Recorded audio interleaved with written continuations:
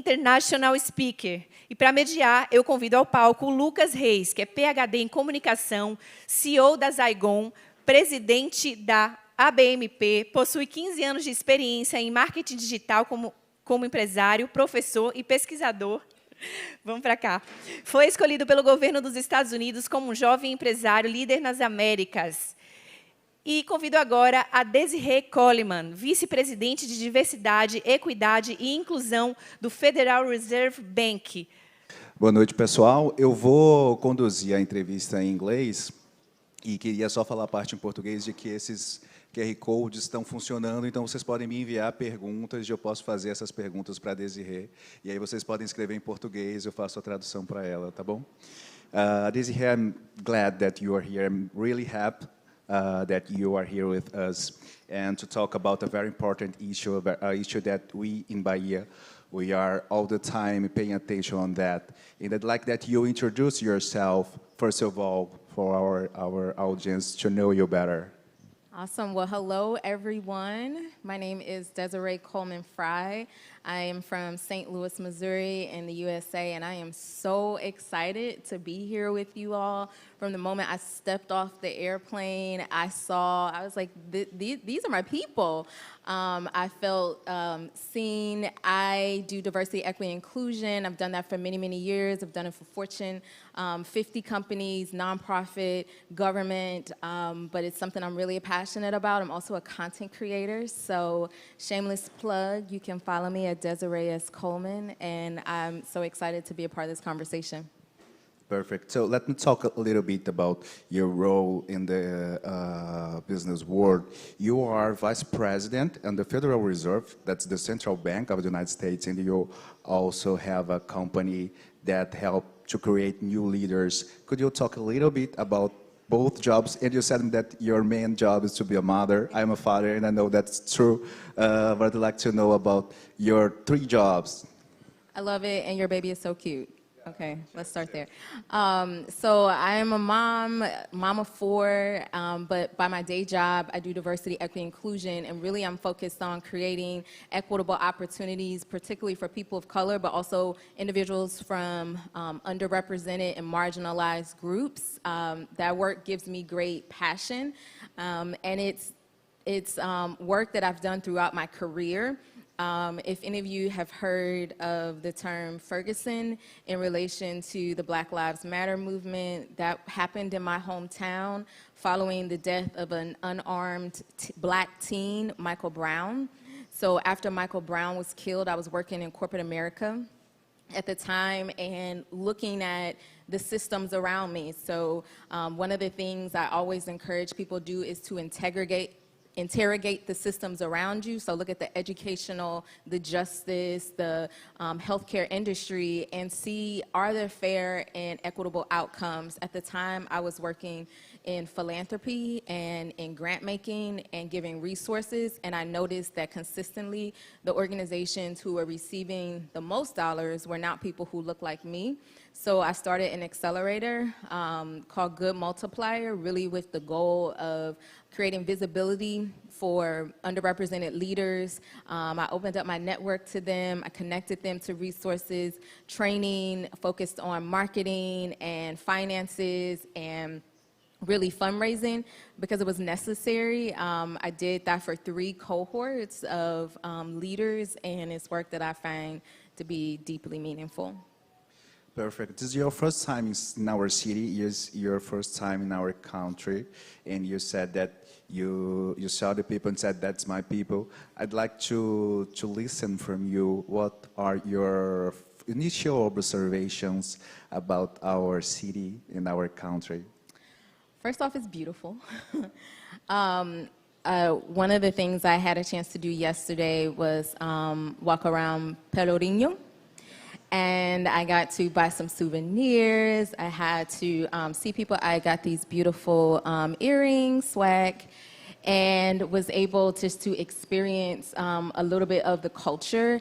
I am just fascinated by the role that particularly Black women play in this society. It is amazing to me. learning about the rich history of the Bayanas and learning about this being a place with the most people of African descent outside of Africa. I never knew that. So it's really something beautiful and special here. Perfect. But you come from the United States, and our countries are so different in many issues, in many points, but we have a bad similarity because we have a racial gap when we talk about wage, when we talk about income. And what do you see as the main consequence of a racial gap that we can see in the United States and we also see here in Brazil? I think it's a great question. So I was doing some research about Black women in the U.S., and I learned that over a lifetime, Black women will lose $1 million in earning potential because of the wage gap.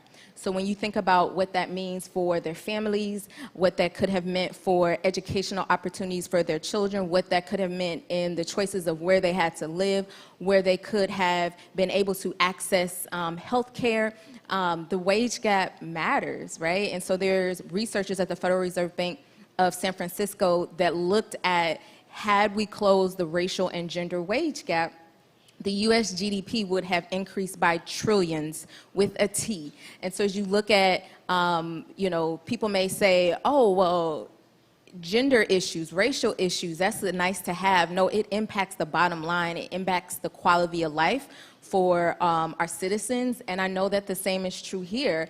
I learned that the beautiful square was also a former slave port, and where slaves were sold. So that was heartbreaking, but there is such a rich history here.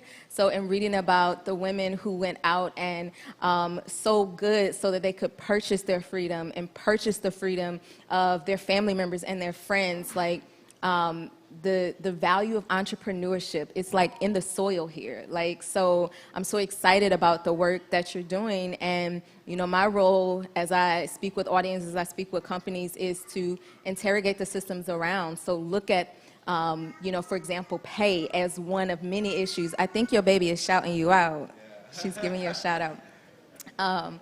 Look at pay as one of many issues that can improve the quality of life for Black Americans and Black Brazilians.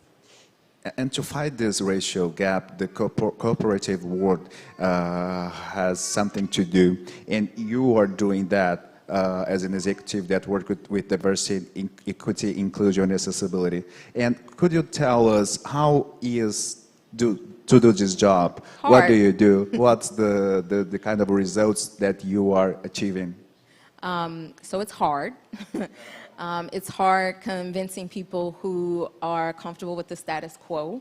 It's hard trying to get people to move and experiment with something different. So day to day, I try to use data to help people understand other folks' life experience. I always explain that, for example, your hiring practices, if the hiring practices are not working for everyone, then they're not working. And so I had the privilege of doing some work to look at, from start to finish, hiring practice for the organization I was a part of, and we were able to see at each stage of the hiring process where there was a fall off and where there were dips and where there were differences between how white applicants and Black applicants experience. And so that's the kind of data that enables me to have a different conversation with the leaders in my organization, because data doesn't lie.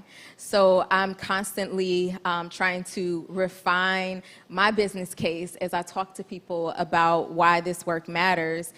Previously, I worked in financial services, and we would run up against the argument, well, this is why would I spend my time? I could be out making money. I could be out making sales. Why would I spend my time on diversity? And I said, if you're not spending your time on it and you're not thinking about how to be inclusive, you're actually leaving money on the table. So when I look at the statistics of folks in Brazil, seeing the number of Black, indigenous, and mixed race individuals, it's more than 50% of the population. So how could you be designing a product, innovation? How could you be designing anything leaving out half of the population, right? And so I really do think that companies have to understand what's at risk not only their reputation, because from a ESG perspective, a lot of consumers are trying to spend their dollars where it matters, right? So I intentionally buy black, and I know that that is something that has really been promoted here, but helping organizations to understand that from a reputation, from a business, from just a corporate governance structure, if you're not prioritizing diversity, equity, inclusion, and accessibility, you're really behind the curve already.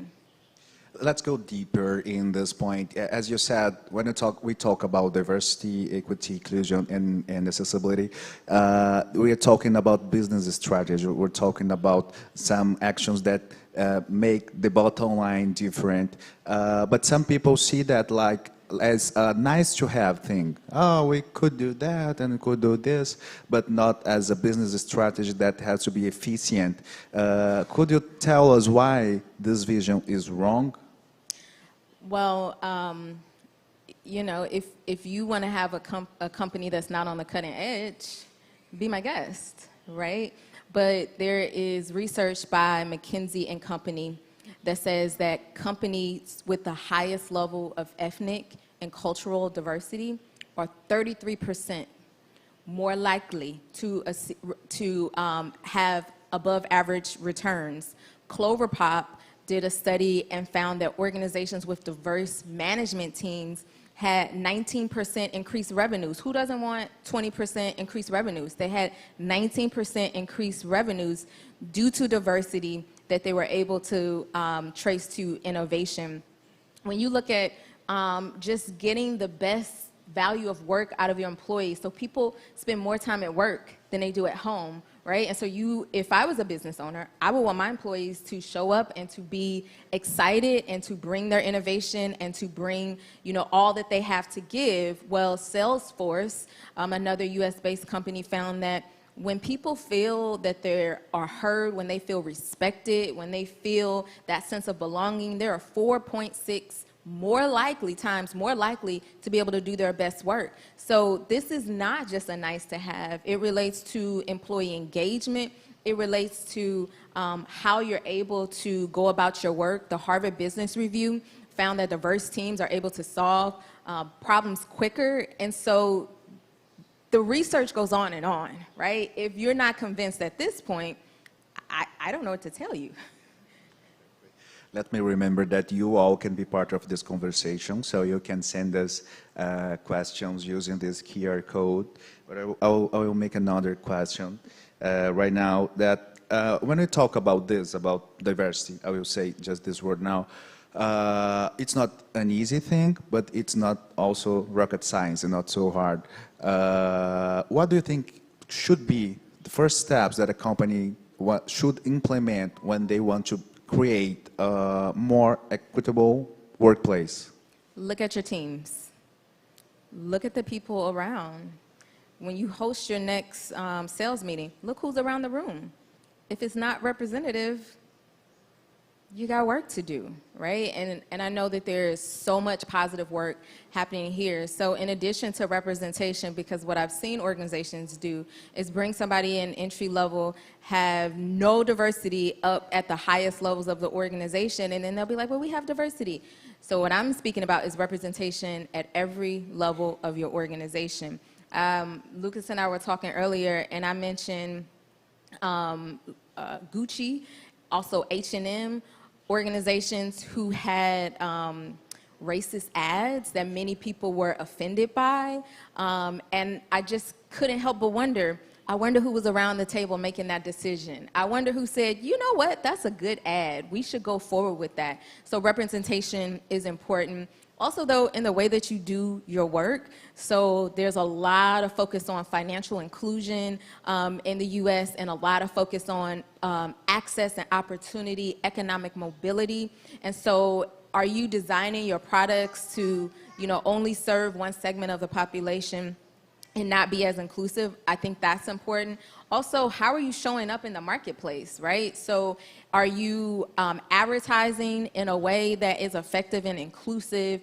When you present yourself, does your imagery reflect inclusion, right? So if you are thinking about you know, taking an audit, doing a website audit, doing a social media audit, and noticing that your imagery isn't as inclusive as it should be, you can reach out to ABMP.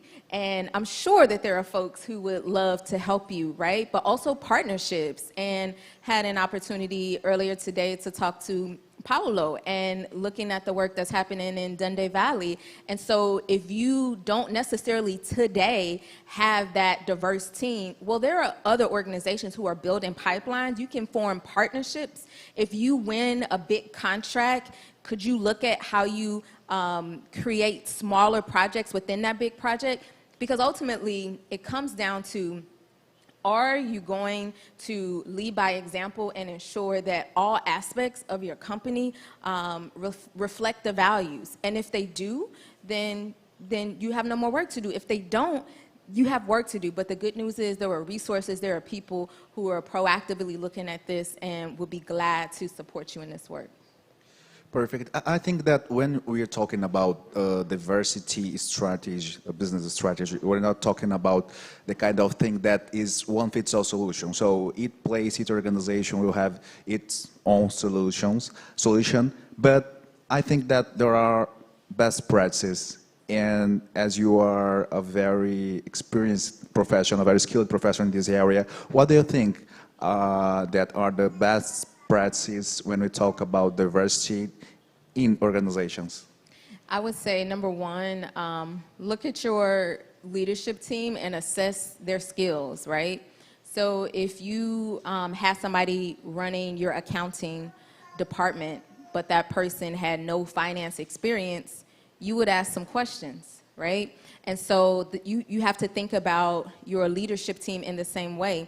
If they are not able to effectively inspire, create a sense of belonging, create that sense of inclusion for the teams, especially for diverse teams, then you have work to do. So I would say a good 75% of my work focuses on middle-level managers and ensuring that they have the skills that they need to lead people. And not only lead people who may not look like them, who may not have their own life experience. And so when you think about diversity, equity, inclusion, accessibility, you know, people just think it's like that and it's done. It's a skill, right?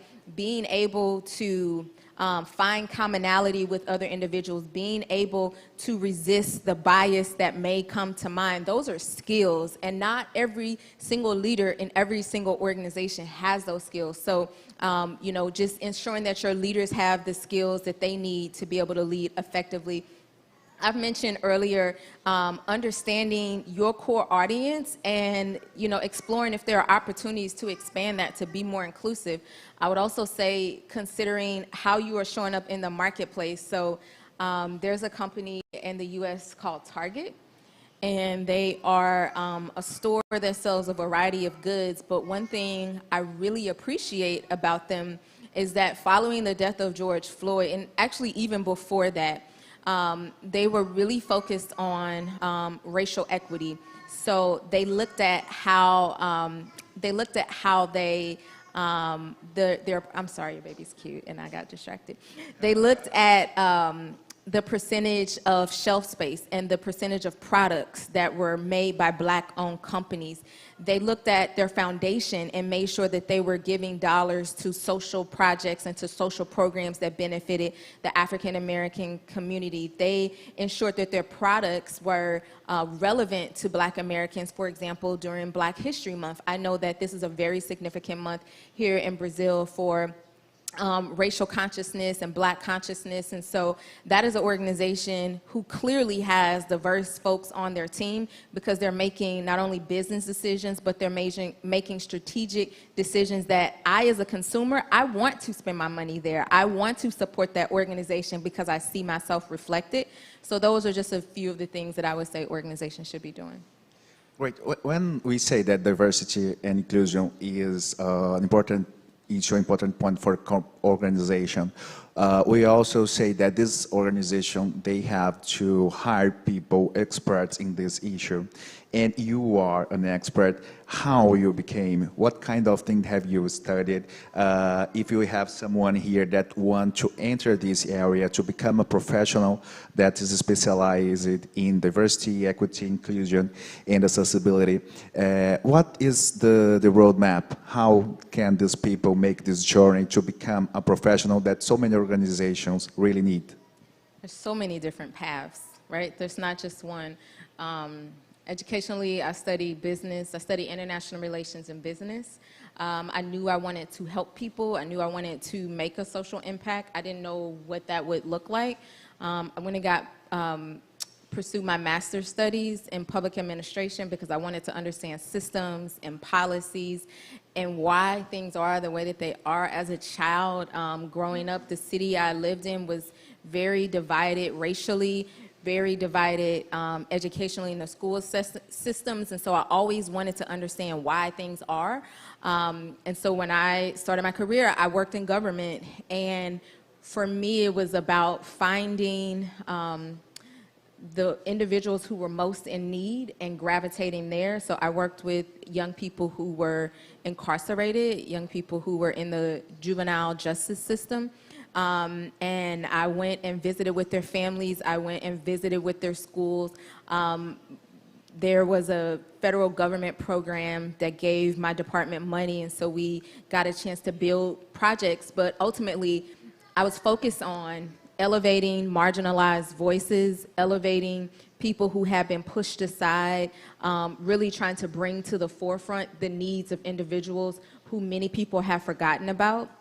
And so while it wasn't directly in diversity, equity, inclusion, and accessibility, it was absolutely with the idea of how can I interrogate the systems that are around me, how can I look at all of the policies, all of the practices, and see where things just aren't quite fair, and then make some changes. And that led me to a series of other roles, but in every single role, I've always asked myself that question: how can I, being a brown person sitting at this table, use my voice, use my privilege, use my position to ensure that I blaze a trail for others? So although I was working in philanthropy and they hired me to write checks to, many, arts organizations and cultural organizations, I started to say, who's not at this table?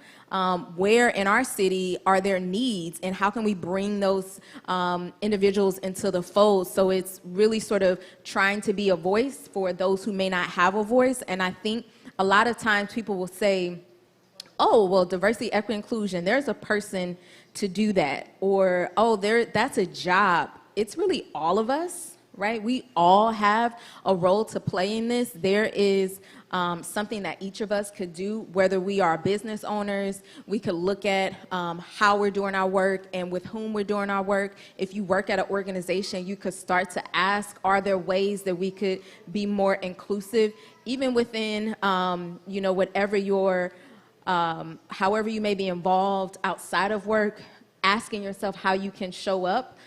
Because the goal is, like, it's not just one individual, it's all of us working together, looking at what's around us. What do you think that has changed since you started in this area?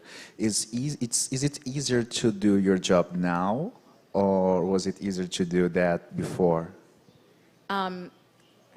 It's mixed. Well, no, I would say it's easier because I would say before the murder of George Floyd, people would say, like, is there really a problem, or is this really that big of an issue? Do we really need to be talking about this diversity again? Like, I'm tired of talking about this. And really, the murder of George Floyd, and I always try to call it what it is, the murder of George Floyd was an opportunity for a racial awakening.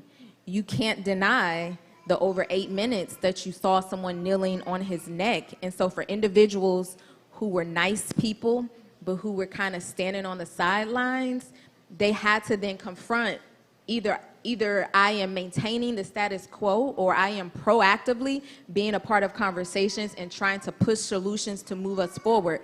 And that moment in time created a different conversation. So after the murder of George Floyd, I wasn't in a position where I was having to convince people. Now I was advocating for, we're going to do something. What is it that we're going to do? What do we have the collective agreement and desire to do?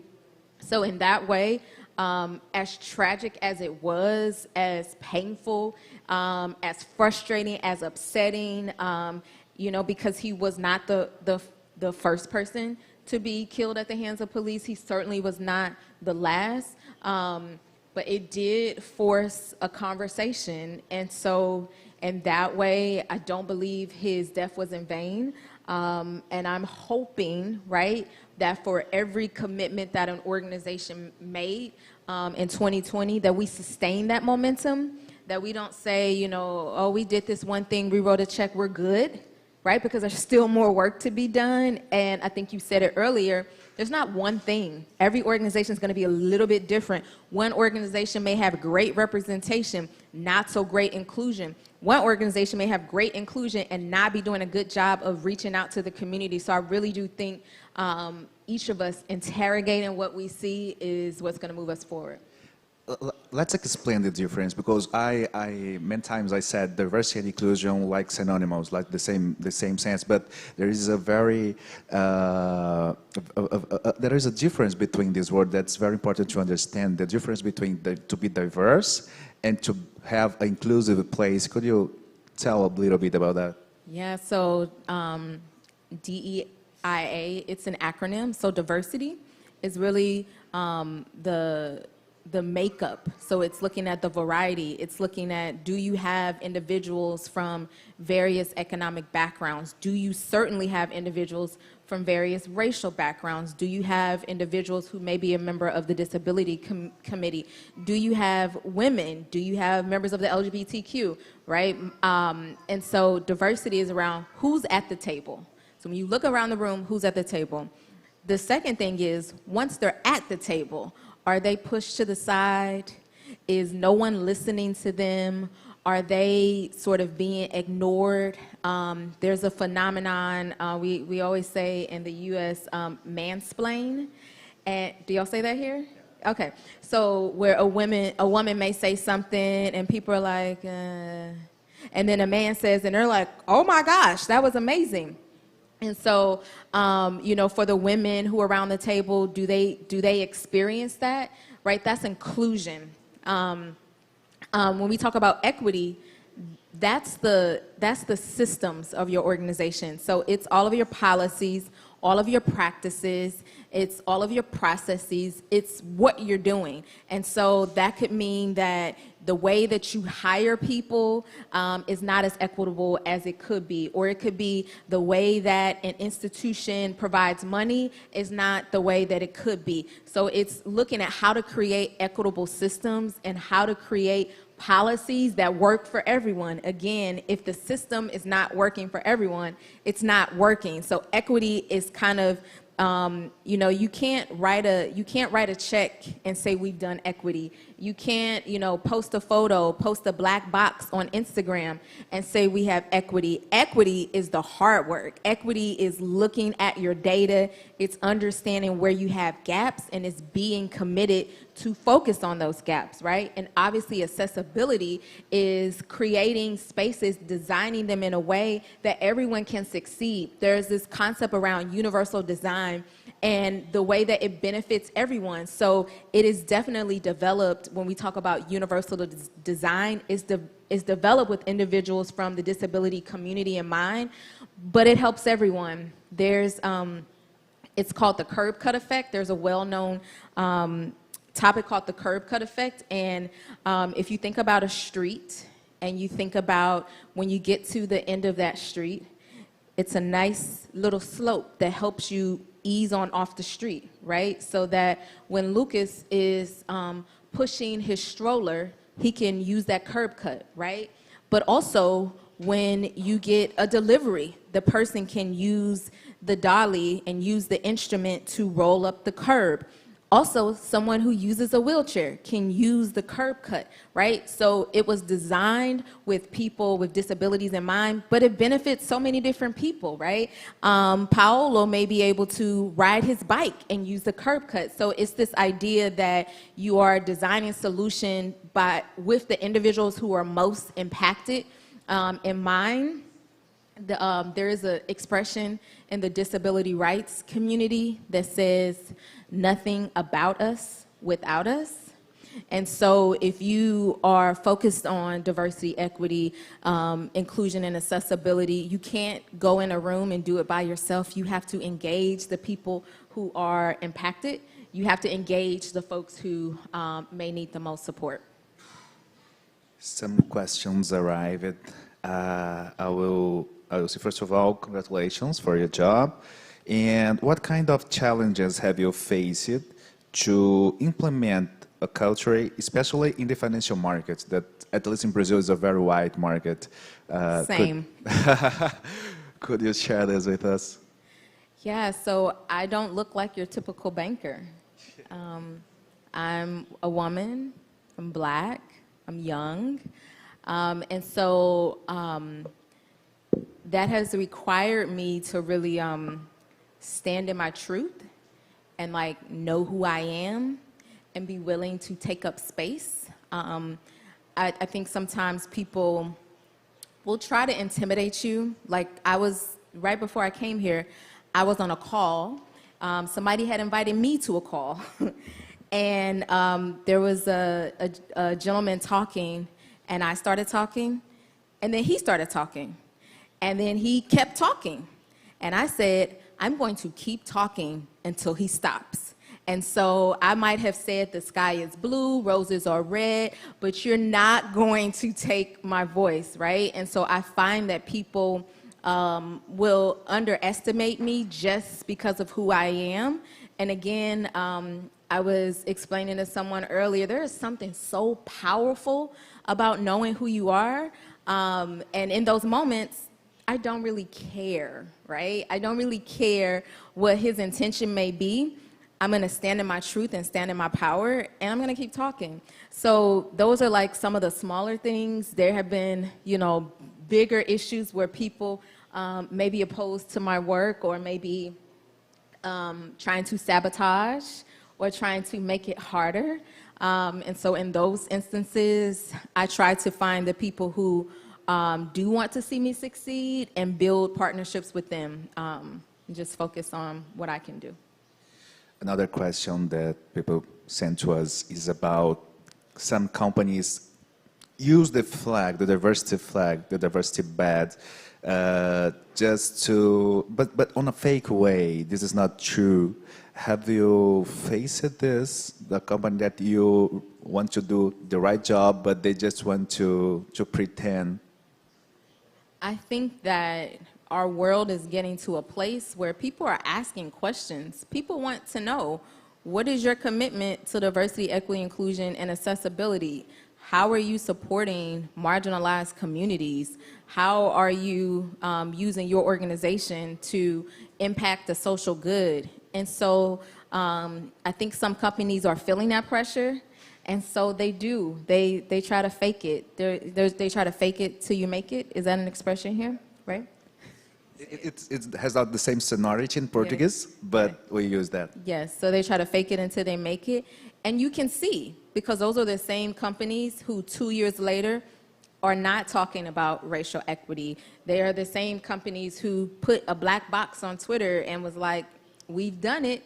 And so I think, there has to be a top-down and a bottoms-up approach. So with whatever organization you are part of, you're part of it. So you can ask questions, right?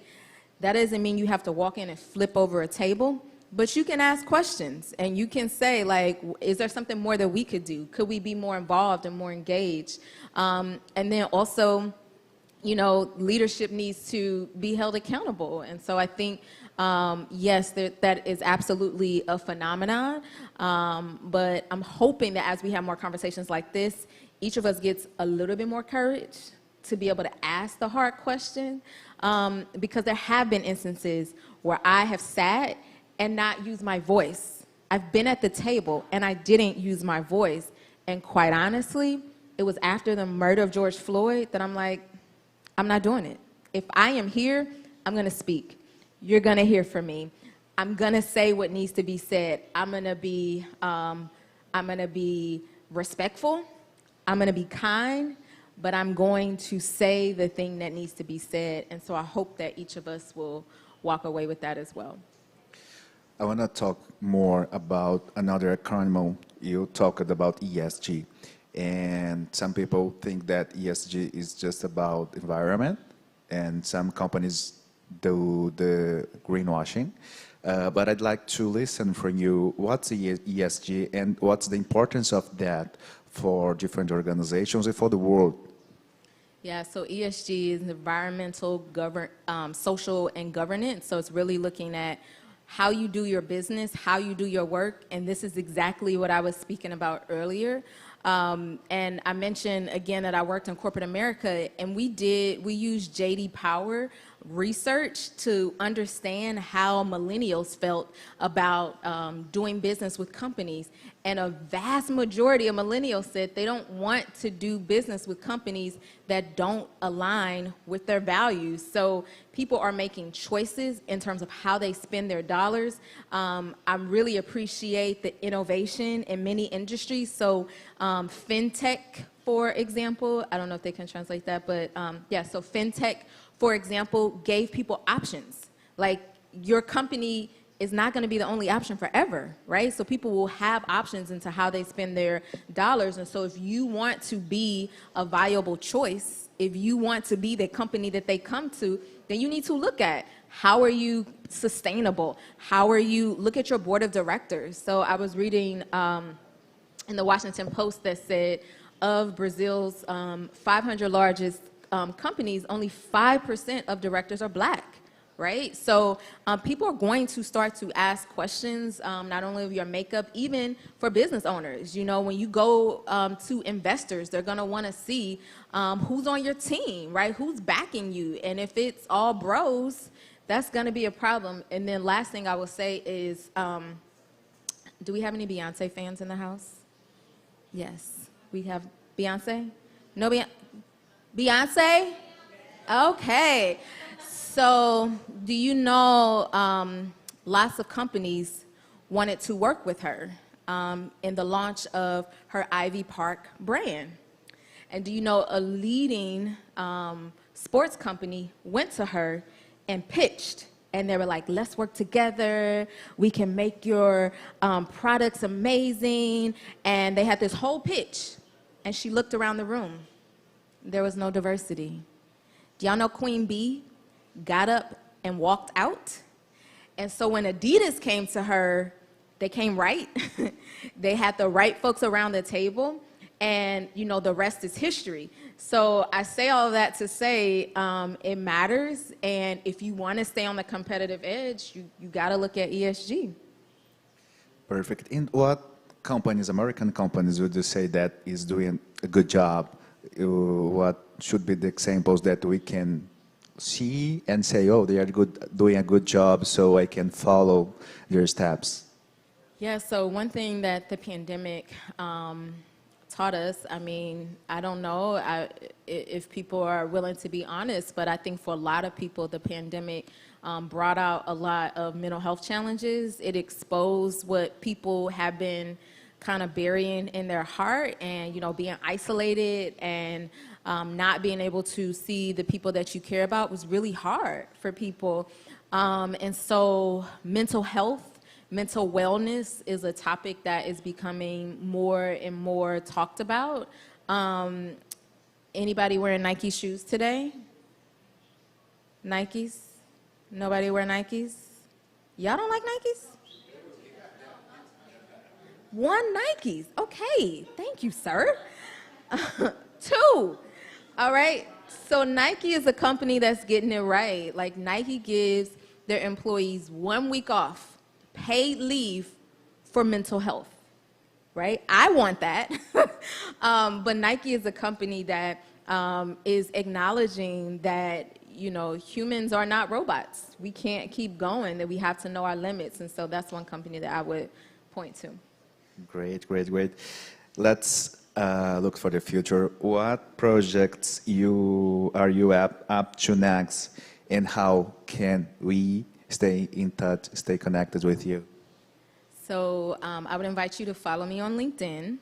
So I was sharing earlier, had the opportunity to be on the Scream podcast, so thank you for that, Lucas. But maybe like 7 years ago, maybe like 9 years ago, I had a mentor who told me I need to start using my voice. And at that time, I was not, you know, a senior executive. I was just kind of somewhere in the middle. And she said, you have something to say. You need to start using your voice. So I picked a platform. I could have picked many, but I picked LinkedIn. And I just said, I'm going to start sharing about the things that are important to me. I'm going to start posting. I started writing articles. I started curating articles. I started hosting live chats. And really, that became my platform to share more broadly. But also, it became a space to amplify my voice. So if ever, as a woman of color, I felt like my voice was diminished, in many ways, LinkedIn gave me the space to still rise and shine and to still be all that God created me to be.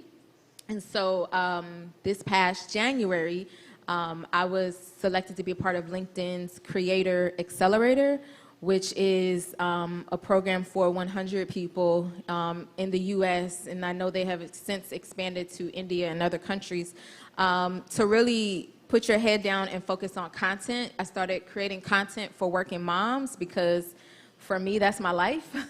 You know, I want to be great. I want to be a boss. You know, there's an American rapper, Rick Ross, and he says, like a boss. Like, so I want to be a boss. But I also want to love my children. Like, I will not be successful at the end of my life if I have achieved all of these things and not poured myself into my babies. And so I started having conversations about the challenges of being a working mom. And I also post about diversity, equity, inclusion. And, you know, you'll follow me on my adventures and what I do. So that's kind of what I'm up to. Shameless plug, Desiree S. Coleman. Great. We still have 5 minutes. If someone wants to make a question, you can do that in Portuguese or in English if you want. Hi, I'm Luana. I'm an artist and entrepreneur, and I work for a HR consulting agency. We focus a lot on diversity and inclusion, and I have 2 questions. The first one is, sometimes we do programs that are specific for minorities, but it has happened that the companies are kind of afraid to talk about it, and I don't think it has to do with logic arguments necessarily. It's more like an emotional barrier. So my first question is, what can we do to talk to the people who kind of are like emotionally blocked against it, against believing that is a problem, against doing something about it? And the second question is, I have a friend who was once giving a lecture, and she said that many companies talk about mental health for their employees, but when it comes to the productivity levels and etc., it's like they don't want to lose that by doing what Nike does.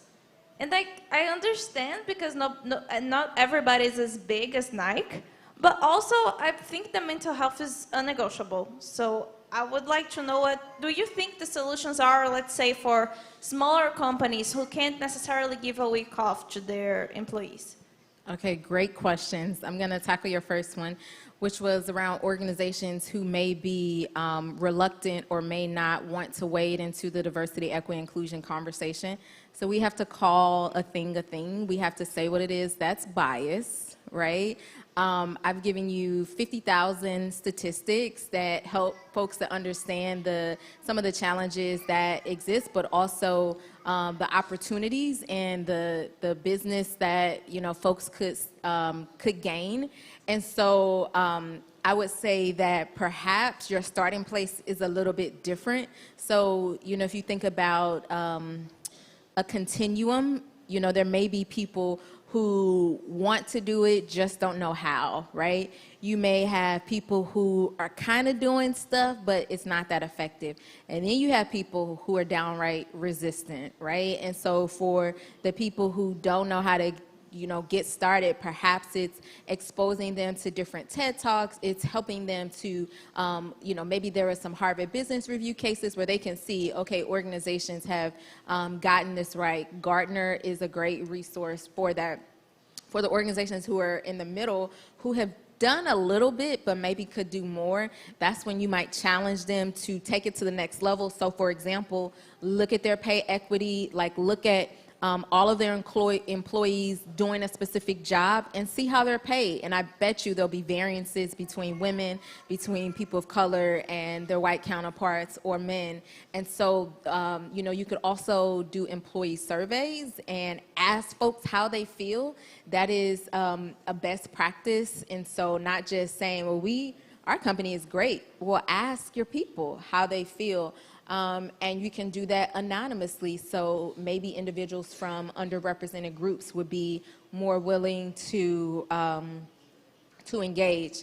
To be honest, when people are over here and they're resistant, I don't waste my time, because they have let me know how they feel, and I can't change them, right? So I focus on I call this group in the middle, the movable middle, because I can push them, you know, to being more of an example.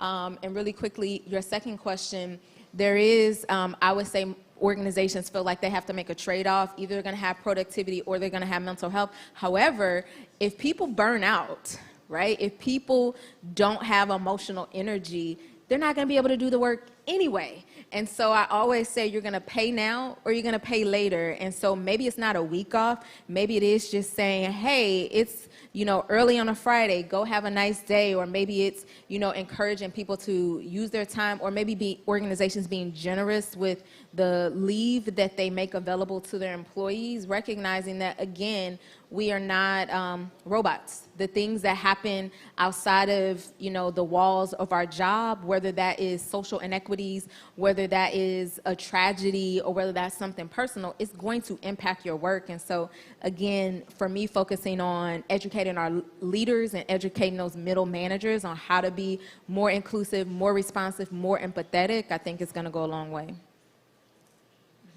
We have time for one more question. Mr. Eder Galindo. Hello, hello. Hi, first, it was a great presentation.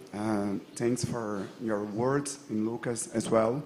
I'd like to know what's the role of the American government in this field that you talk about during the whole talk, because you said a lot of examples about business owners, companies in general, banks.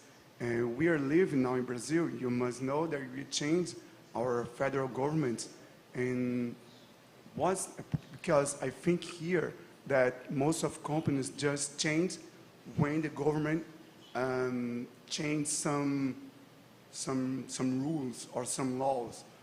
I'd like to know what's the experience of the experience and the role of the American government in this area, because you can say some tips.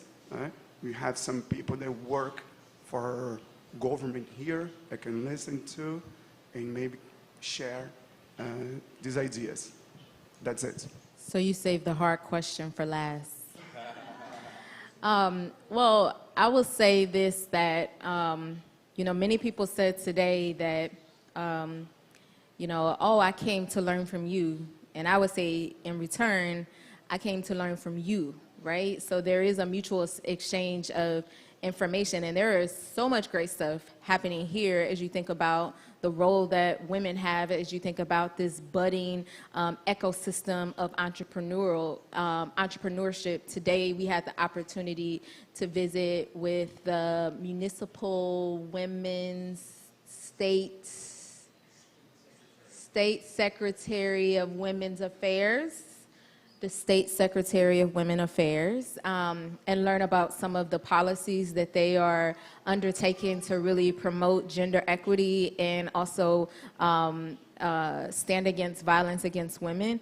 And for me, I took so many lessons back. There was an innovation where they talked about using WhatsApp as a way to reaching people during the pandemic, especially women who may be suffering domestic violence. And so I think there's a mutual exchange. I'm here hopefully to share my experience, knowing that the audience of who we're talking about, but I do think there is good work happening here. My colleagues with the consulate are right up here. I would invite you to chat with them because, someone asked me earlier, like, how do we promote social change? How do we see that? And it's, proactively participating in conversations, asking the questions of elected officials, being conscious about the change that you want to see and working to promote that.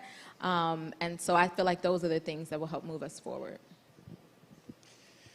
Okay, thank you, Ms. Desirée. Thank you for being here. Thank you for your words. I'd like also to thank to the Consulate of the United States. Can we clap it up? Let's do it at the end. Thank you very much. Thank you.